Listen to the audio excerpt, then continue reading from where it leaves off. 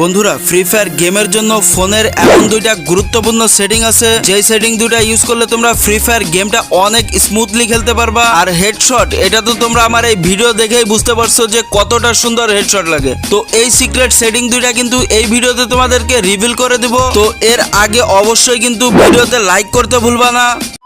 তো নাম্বার 1, এই সেটিংটা ইউজ করতে গেলে তোমাদেরকে অবশ্যই তোমাদের ফোনের ডেভেলপার অপশন চলে যেতে হবে। এন্ড ডেভেলপার অপশনে আসার পর এইখান থেকে নিচের দিকে চলে এসে লগার বিফোর সাইজ নামে একটা অপশন দেখতে পারবা। এন্ড এখানে তোমরা যারা 2GB বা 3GB বা 4GB র্যামের ফোন ইউজ করো তোমরা এখানে এই সাইজটা 4MB তে করে দিবা। এন্ড যারা 4GB ওভার র্যাম ইউজ করো তারা এখান থেকে 8MB তে করে দিবা। তো নাম্বার 2, এই সেটিংটা করতে তোমাদেরকে আবারও ডেভেলপার অপশন চলে যেতে হবে।